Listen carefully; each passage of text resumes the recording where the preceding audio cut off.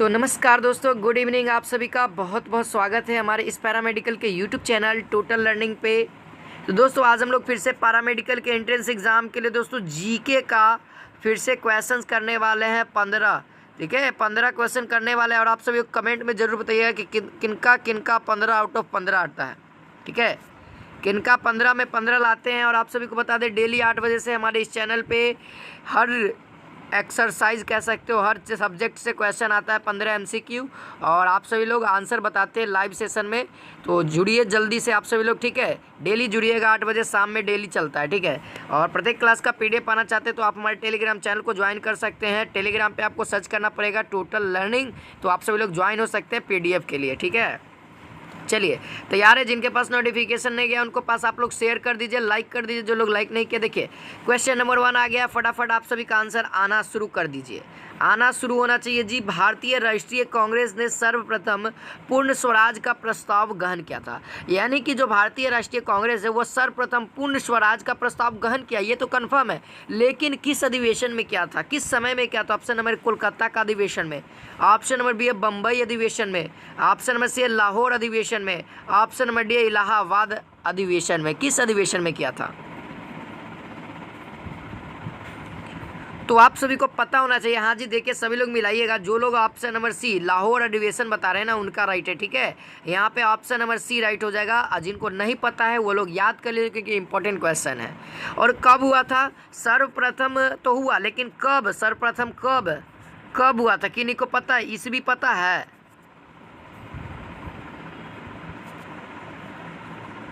चलिए देख लीजिए, पता है तो बहुत अच्छी बात है, नहीं पता है तो जानकारी ले लीजिए। 1929 ईस्वी को। कब?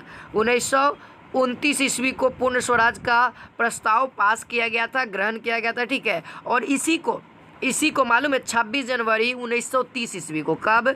26 जनवरी 1930 ईस्वी को स्वतंत्रता दिवस के रूप में मनाने का निर्णय भी लिया गया। ठीक है, चलिए आगे बढ़ते हैं। और स्वतंत्रता दिवस कब मनाया जाता है पता है आप सभी को? ऐसा क्वेश्चन भी दे देता है पैरामेडिकल में कि स्वतंत्रता दिवस कब मनाया जाता है।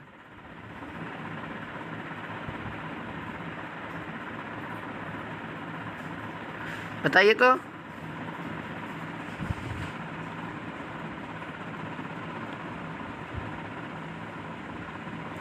मालूम है? 15 अगस्त। हाँ जी, बहुत अच्छा, 15 अगस्त को। ठीक है, 15 अगस्त को। और आज़ाद कब हुआ था? तो 15 अगस्त 1947 को स्वतंत्रता दिवस मनाया जाता है 15 अगस्त को।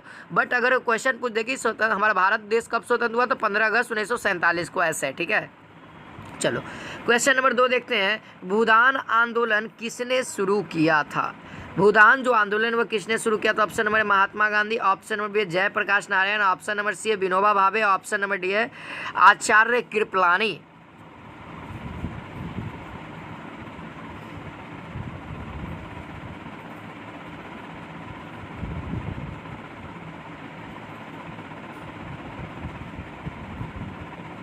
तो चलिए यहाँ पे जो आंसर हो जाएगा ना, यहाँ पे ऑप्शन नंबर डी वाले का राइट है, आचार्य कृपलानी। देखिए ये जो आंदोलन है ना, ये तेलंगाना, आप लोग राज्य को नाम को जानते हैं। ठीक है, तेलंगाना यहाँ पे हुआ था। ठीक है, ये जो भूदान आंदोलन था ये तेलंगाना में हुआ था और ये आचार्य कृपलानी के द्वारा किया गया था। और कब किया गया था इसकी भी जानकारी आप सभी को पता होना चाहिए। 18 अप्रैल। ठीक है, 18 अप्रैल को। और कब? 1951 ईस्वी में हुआ था। ठीक है, ये हुआ था, इसका डेट है भूदान आंदोलन का। तेलंगाना के नागालैंड ज़िला, देखिए तेलंगाना में एक नागालैंड ज़िला है। ठीक है, ज़िला का नाम है। ठीक है, तो वहाँ पे एक पोंचमली, ठीक है, पोंचमली गांव है, वहीं पर से स्टार्ट हुआ था। ठीक है, ये ज़मीन के विवाद में हुआ था। ये जो भूदान आंदोलन है ये ज़मीनी विवाद में हुआ था। 100 एकड़ ज़मीन दान में दिया गया था रामचंद्र रेड्डी के द्वारा। ठीक है, इस गांव को जो है ना, इस गांव जो पोचमपल्ली जो मैंने बताया नागालैंड ज़िला में स्थित है, उसमें 100 एकड़ की ज़मीन को दान में दी गई थी। ठीक है, फिर इसी के उपरांत फिर जयप्रकाश नारायण इस आंदोलन में आ गए थे। ठीक है, चलिए आगे बढ़ते हैं। ये आंदोलन उतना खास रहा नहीं था। चलिए आगे बढ़ते क्वेश्चन नंबर 3। जब जयप्रकाश नारायण उस आंदोलन में इंटर किए ना, तब जाकर के वो आंदोलन और भी ज़्यादा फेमस हो गया। चलिए क्वेश्चन नंबर 3 कहता है भारत में होम रूल आंदोलन शुरू किया गया। होम रूल आंदोलन कब शुरू किया गया था? ऑप्शन नंबर ए है, सॉरी किया गया था, किसके द्वारा? ऑप्शन नंबर ए सुरेंद्र नाथ बनर्जी और तिलक के द्वारा। ऑप्शन नंबर सी है एनी बेसेंट और तिलक के द्वारा। ऑप्शन नंबर सी है मोतीलाल नेहरू और गांधी के द्वारा। ऑप्शन नंबर ए व्योमेश चंद्र बनर्जी और दादा भाई नौरोजी के द्वारा। किसके द्वारा किया गया था?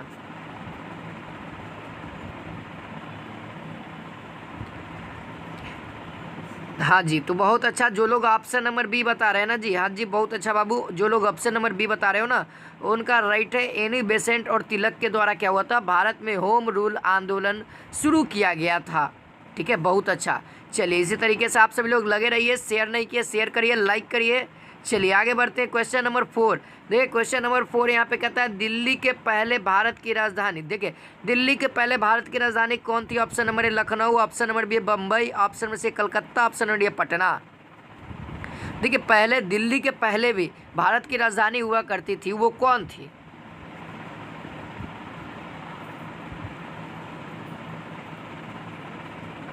हाँ जी, तो देख लीजिए यहाँ पे जो आंसर हो जाएगा ना, वो हो जाएगा कलकत्ता। आप सभी लोग जानते भी होंगे, ठीक है, जानते भी होंगे कि दिल्ली के पहले कलकत्ता थी और फिर बाद में क्या दिल्ली कर दी गई, और फिर अब क्या कर दी गई? नई दिल्ली कर दी गई। ठीक है, ध्यान रखना 3 कैटेगरी में भारत की राजधानी चेंज हुई। पहले कलकत्ता थी, फिर उसके बाद दिल्ली हुई, फिर उसके बाद नई दिल्ली हुई। ठीक है, यहाँ पे ऑप्शन नंबर सी वाले का राइट है। चलिए आगे बढ़ते क्वेश्चन नंबर 5। यहाँ पे कहता है भारत में सिविल सेवाओं के लिए कौन नियुक्ति करता है? जो भारत में सिविल सेवा होती है, सिविल सेवा कहने का मतलब आईएएस बनते हैं, आईएएस बनते हैं, डीएम बनते हैं, ठीक है, एसपी बनते हैं। जो आप लोग पुलिस देख सकते हैं ना, पुलिस में या डीएम आप लोग डिस्ट्रिक्ट मिनिस्टर होते हैं, वो भी ये सब सिविल एग्ज़ाम होता है, सिविल।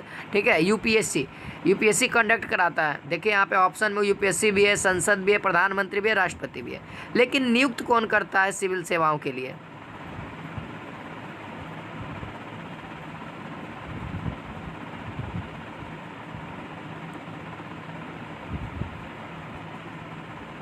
तो चलिए यहाँ पे आंसर देखते हैं। तो इसका आंसर देखिए ऑप्शन नंबर ए वाले का राइट है। यहाँ पे क्या हो जाएगा जी? 5 का ऑप्शन नंबर ए राष्ट्रपति। देखिए ये जो होता है ना, सिविल सेवा से जो भी आईएएस बन के आते हैं, आईपीएस बन के आते हैं ना, आईएएस हो गया, आईपीएस हो गया, फिर उसके बाद डीएम हो गया, फिर उसके बाद एसपी हो गया, ये सब जितने बन के आते हैं ना, वो सभी राष्ट्रपति के द्वारा वेरीफाइड होते हैं। जब तक ये क्या होते हैं, ये राष्ट्रपति पहले क्या करता है, इनके जॉब लेटर पे सिग्नेचर करते हैं, तब जा कर के ये बनते हैं आईएएस, आईपीएस, डीएम। ठीक है, तो जो ये होता है ना, इसका एग्ज़ाम यानी कि कैसे होगा, कितनी वैकेंसी निकलेगी, कितने पोस्ट होंगे, ये सब यूपीएससी कंडक्ट करता है। बट जब उनकी एग्ज़ाम हो गया, एग्ज़ाम होने के बाद जब उनका जॉब लगने का बारी आता है ना, तो वहाँ से मेन जो काम करता है वो राष्ट्रपति होता है। देखिए जब भी आप आईएएस बन जाएंगे ना, तो आपको ना ही प्रधानमंत्री कुछ कर सकता है, ना ही मुख्यमंत्री किसी भी स्टेट का, ना ही मुख्यमंत्री, ना ही राज्य मंत्री कुछ कर सकता है, ना ही प्रधानमंत्री देश के सेंट्रल मिनिस्टर भी नहीं कुछ कर सकते हैं। आपके ऊपर एक्शन करेगा तो सबसे पहले राष्ट्रपति। हाँ, अगर आप गलत करते हैं तो आपको प्रधान, यानी कि आपके खिलाफ प्रूफ मिलता है, तो सबसे प्रूफ मिल गया तो आपको कोई भी रद्द कर सकता है, सेंट्रल मिनिस्टर भी कर सकते हैं, यानी कि प्रधानमंत्री भी कर सकते हैं। ठीक है, लेकिन जो मेनली रूप से पहले आपके ऊपर कार्रवाई की जाएगी राष्ट्रपति के द्वारा। जब तक राष्ट्रपति आपके ऊपर एक्शन नहीं लेंगे तब तक आपको कुछ भी नहीं किया जा सकता है। ठीक है, तो ये होता है सिविल सेवा का। चलिए आगे बढ़ते हैं। क्वेश्चन नंबर 6 यहाँ पे कहता है भारत सरकार का प्रथम न्याय अधिकारी है। देखिए भारत सरकार का जो प्रथम न्याय अधिकारी कौन है? ऑप्शन नंबर ए दिख रहा होगा, भारत के मुख्य न्यायाधीश। ऑप्शन नंबर बी है विधि मंत्री। ऑप्शन नंबर सी है महान्यायवादी। ऑप्शन नंबर डी है महालेखा परीक्षक।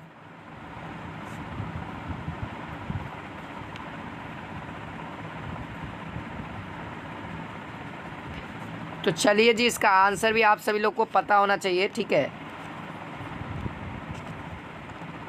तो यहाँ पे जो आंसर हो जाएगा ना, इसका right answer option number C महान्यायवादी होता है। ठीक है, भारत सरकार का प्रथम न्याय अधिकारी कौन होता है? तो वो होता है महान्यायवादी। याद रखिएगा आपसे जी। हाँ जी, जिनको नहीं पता है वो लोग याद कर लीजिए, ये क्वेश्चन आपको दिख सकता है आपके एग्जाम में।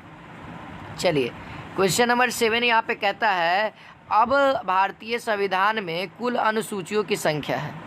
अब भारतीय संविधान में कुल अनुसूचियों की संख्या कितनी है? आप सभी को पता है तो कमेंट में जरूर बताइए। Option number A 6, option number 8, option number C 10, option number D 12।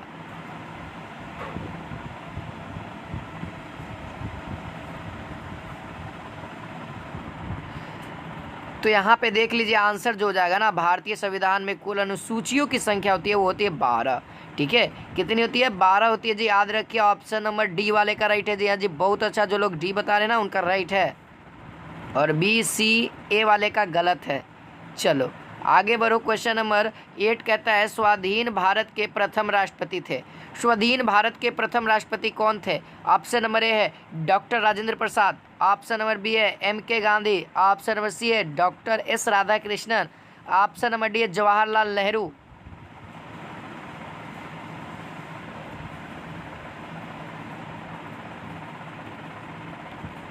तो चलिए यहाँ पे जो आंसर हो जाएगा ना वो हो जाएगा ऑप्शन नंबर ए वाले का राइट है जी, डॉक्टर राजेंद्र प्रसाद। ठीक है, डॉक्टर राजेंद्र प्रसाद यहाँ पे सबसे पहले आपको पता भी होना चाहिए भारत के राष्ट्रपति, प्रथम राष्ट्रपति यही थे। ठीक है, तो यहाँ पे ऑप्शन नंबर ए राइट हो जाएगा। ठीक है, चलिए आगे बढ़ते हैं। अगला क्वेश्चन है वो पंडित जवाहरलाल नेहरू क्या थे? तो भारत के प्रथम प्रधानमंत्री थे। ठीक है, और भारत के प्रथम महिला प्रधानमंत्री इनकी बेटी इंदिरा गांधी थी। चलिए क्वेश्चन नंबर 9 कहता है दमन एवं द्वीप को कौन अलग करता है? दमन और द्वीप को कौन अलग करता है? ऑप्शन नंबर ए नर्मदा नदी अलग करती है, या खंभात की खाड़ी अलग करती है, या कच्छ की खाड़ी अलग करती है, या ताप्ती नदी अलग करती है।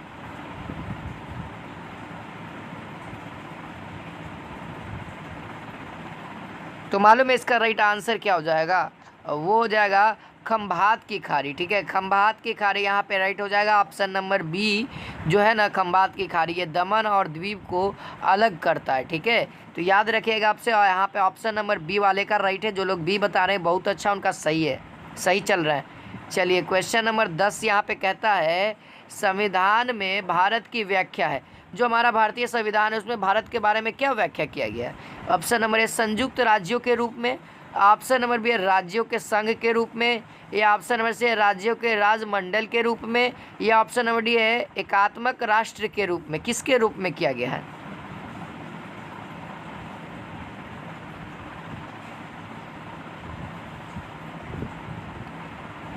तो यहाँ पे जो भारत की व्याख्या की गई है ना संविधान में, वो राज्यों के संघ के रूप में की गई, यानी कि राज्यों के संघ के रूप में किया गया है। तो यहाँ पे ऑप्शन नंबर बी राइट हो जाएगा ना। राज्यों के संघ के कहने का मतलब एकजुटता के बारे में है ना। हमारा भारत देश क्या है मालूम है? धर्मनिरपेक्ष है। आप लोग प्रस्तावना पढ़ते हैं, प्रस्तावना में सारा चीज़ भारत के बारे में लिखा हुआ है। ठीक है, आप कोई भी सरकारी कोई किताब उठा लीजिए जिसको हम लोग NCERT के नाम से जानते हैं, NCERT। ठीक है, NCERT के नाम से जानते हैं। इस बुक में या तो लास्ट पेज में कूट जो होता है ना बुक का, उसके लास्ट में वाला कूट में, और नहीं तो फ्रंट वाला कूट में, इन दोनों में से कोई कूट में आपको देखने को मिल जाएगा। ठीक है, NCERT के बुक में प्रस्तावना, और उसको आप सभी लोग याद रखिए क्योंकि भारत की प्रस्तावनाएं बहुत ही ज़्यादा इंपॉर्टेंट है, कहीं ना कहीं भी आपको इंपॉर्टेंट दिखाएगी।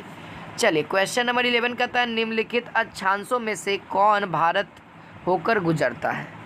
कौन है जी जो भारत होकर के गुजरता है? कौन सा अक्षांश? ऑप्शन नंबर भूमध्य रेखा, ऑप्शन नंबर बी उत्तरी ध्रुव वृत्त, ऑप्शन नंबर सी मकर रेखा, ऑप्शन नंबर डी कर्क रेखा। कौन सा रेखा है जो भारत से होकर गुजरता है या गुजरती है?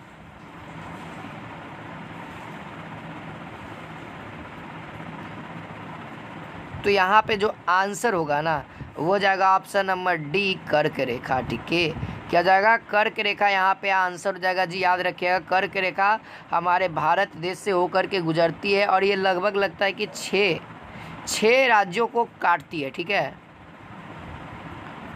जिसमें महाराष्ट्र भी आ जाता है। ठीक है, चलिए क्वेश्चन नंबर 12 कहता है विश्व में भारत उत्पादन में अग्रणी है, यानी कि विश्व में भारत किस चीज़ के उत्पादन में आगे है? ऑप्शन नंबर ए बॉक्साइट का, ऑप्शन नंबर बी है तांबा का, ऑप्शन नंबर सी माइका का, ऑप्शन नंबर डी है मैगजीन का। किस चीज़ के उत्पादन में आगे है भारत? आप सही लोग बताइए जल्दी से।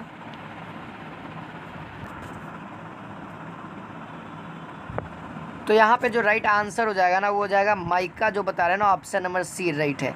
देखिए जो पूरा विश्व की बात करें, ठीक है, विश्व में यदि माइका का उत्पादन की बात करें तो 80% होता है, ठीक है। 80% में से हमारा भारत का एक ऐसा राज्य जिसका नाम है झारखंड, ठीक है। झारखंड जो कि पहले बिहार में ही पड़ता था, यही एक है जो कि 80% में से 50% उत्पादन करता है। सोच लीजिए अकेले झारखंड का लिए उत्पादन करता, और भी राज्य है भारत में, कुल 28 राज्य हैं और वो लोग भी उत्पादन करता ही करता है। तो सोच लीजिए अकेले झारखंड 50%, 80 में 50%, सोच लीजिए। तो सबसे बड़ा यहाँ पे आगे है माइका के उत्पादन में। चलिए आगे बढ़ते, क्वेश्चन नंबर 13 कहता है बरौनी तेल परिष्करणशाला स्थापित हुआ। जो बरौनी में तेल कारखाना, ये तो आप सभी को पता है बरौनी किस लिए फेमस है, तो तेल के शुद्धिकरण के लिए, है ना। ये कब हुआ था, जो कारखाना बैठा गया है वो कब बैठा है, कब स्थापित किया गया? ऑप्शन नंबर ए है 1960 में, ऑप्शन बी 1962 में, ऑप्शन नंबर सी 1964 में, ऑप्शन नंबर डी 1966 में।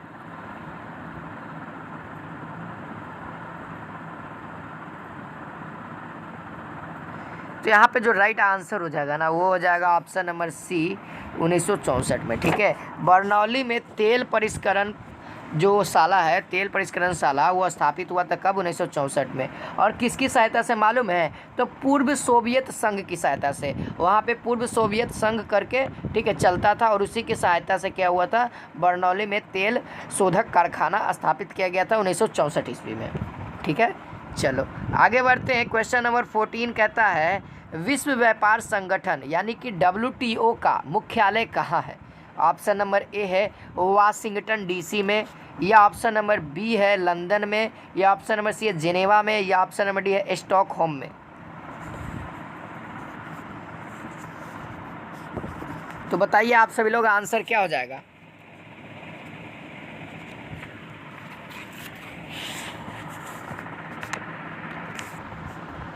तो यहाँ पे जो राइट आंसर होगा ना वो क्या होगा? जिनेवा, ठीक है। यहाँ पे क्या हो जाएगा? जिनेवा, यानी कि ऑप्शन नंबर सी जो बता रहे हैं ना उनका राइट है, ठीक है। और ये WTO की जो स्थापना हुई थी ना वो कब हुई थी आप सभी को पता है? विश्व व्यापार संगठन जो है उसकी स्थापना कब हुई थी? जिनेवा तो इसका मुख्यालय है, बट इसका स्थापना कब हुआ था? इसका भी कभी ना कभी स्थापना हुआ होगा।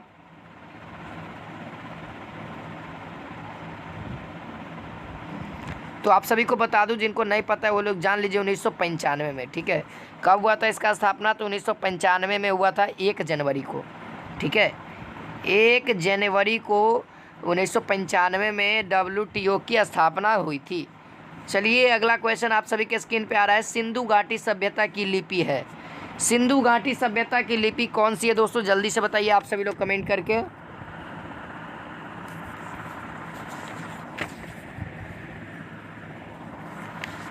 और सिंधु सभ्यता से रिलेटेड हमने और भी क्वेश्चंस को किया है। तो यहाँ पे जो आंसर हो जाएगा ना वो हो जाएगा ऑप्शन नंबर डी, अभी तक उद्वाचित नहीं हुई है। अगर जिस दिन हमारे भारत देश में इसको पढ़ लिया जाएगा सिंधु सभ्यता की लिपि को, तो बहुत सारी चीज़ों की खोज हो सकती है। क्योंकि सिंधु सभ्यता में पहले से ही लोग इतने ज़्यादा शिक्षित थे ना कि हर तरह की वहाँ पे विज्ञान से रिलेटेड हर तरह की सामान्य यूज हो चुकी है, जो अब हमारे रूप में खोज हो रही है, ठीक है। तो यहाँ पे अभी तक से उसकी क्या हुई थी? उद्वाचित नहीं हुई है। तो यहाँ पे ऑप्शन नंबर डी राइट हो जाएगा जी, याद रखिएगा। और इसमें किस देवता की पूजा होती थी? सिंधु घाटी में किस देवता की पूजा होती थी बताइए? तो आप सभी को पता है देवता की? तो यहाँ पे राइट आंसर क्या हो जाएगा? पशुपतिनाथ की, ठीक है। पशुपतिनाथ की होती थी। यहाँ पे इसका ये जो प्रमाण होता है ये सिक्का पे मिलता है, ठीक है। वहाँ जो करेंसी चलती थी उसी सिक्का पे पशुपतिनाथ की मूर्ति भी और या एक सींग वाला हिरण का भी मूर्ति देखने को मिलता था, ठीक है। तो आई होप दोस्तों आप सभी को अच्छा लगा होगा। अच्छा लगा तो लाइक और शेयर करिए, और इसी के साथ मिलते हैं नेक्स्ट क्लास में। आज के लिए बस इतना ही। तो जय हिंद, जय भारत।